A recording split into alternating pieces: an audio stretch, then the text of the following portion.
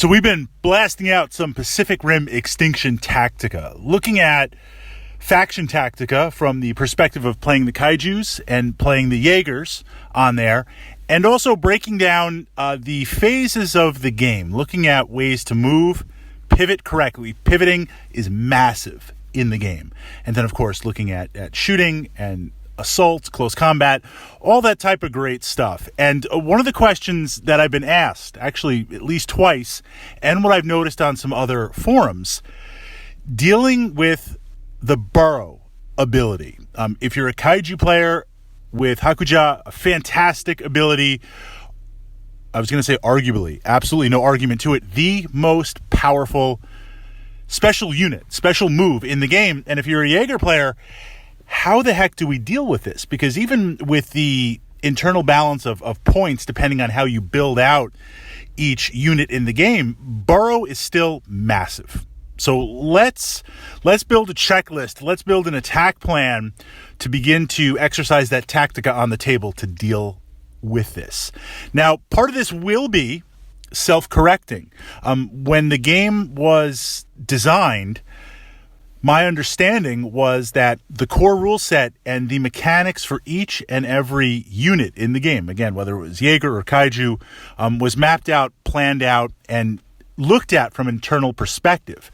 Part of the OP, the overpower of Burrow right now, is the game is incomplete in relation to releases. As of this podcast, as of this vlog, we only have core and wave 1.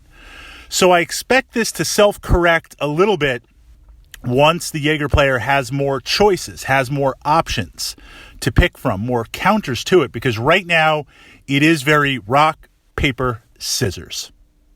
So let's look at it. You are, at the beginning of the game, I find the sweet spot, the way it plays right now, I want to play with 3 Jaegers. And if I'm playing Kaiju, at least 2 on each side. So 2 to 3, 3 to 3, about equal on there. This gives you a lot of tactical options, a lot of ways to utilize some of the Jaeger powers that build off other activations and other mechs. And it builds in a little bit of a cushion, so if you get taken out early on, at least twice I've gotten my cockpit smashed in and just my pilots ripped out on there, dead. One shot, it happens. It's one of the dangers in the game. But that builds in a little bit of a cushion. So if you lose a Jaeger early on, you still have enough dice momentum and activation momentum to be able to do something.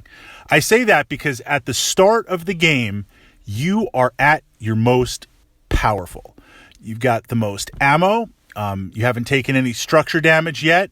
You have 2 or 3 units, whatever you're playing with. Even if you're just doing one-on-one, you are at the most powerful right now. So we want to get the Kaiju player to use Burrow early on in the game. On a side note, Kaiju player might not want to necessarily pop in and Burrow. Of course, it is going to be modified a little bit by mission parameters. That's understandable. I want to get them to utilize it at the beginning of the game because I'm going to tag team them. I'm going to gang up 2 or 3 mechs, 2 or 3 Jaegers on the one target. We need to castle up. And castling up in wargaming is where you stick to one side of the board, usually the corner, right? The physical playmat, whether you're on a playmat or a wargaming table. By situating yourself in one of the corners on there, you're limiting the approach. And if I stack myself tight, I limit the approach of the Burrow. Essentially, if I do it correctly, they can only really pop in because you got to clear the base. They can only really pop in front or somewhat to the side of me. That means they're going to pop up. They're going to get one swing, and then I'm on top of them with 2 or 3 Jaegers. Other pieces that they have on the table, other units, they're going to have to cross the table to get to me. A rookie mistake would be turn 1, if I have 2 Kaiju, Burrow with 1, pop up and attack unsupported, meaning the other Kaiju's across the table. I'm both going to run up, and then when I get close enough before I can charge, I might Burrow and pop in, or maybe when I reach the halfway point. The key there, of course, is running up. I might get hit with some incoming fire. I mean, there is some balances. But essentially, I want to encourage the Kaiju player to Burrow, to pop up, not get behind me, and I have to take that first hit. But then from there, I'm going to unleash 2 to 1 3-1 on there.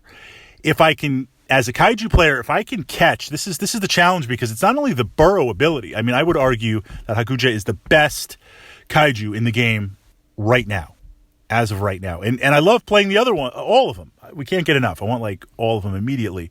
But the challenge is, if I'm a kaiju player and I can catch one of your Jaegers alone, maybe you're moving off for mission objectives based on placement.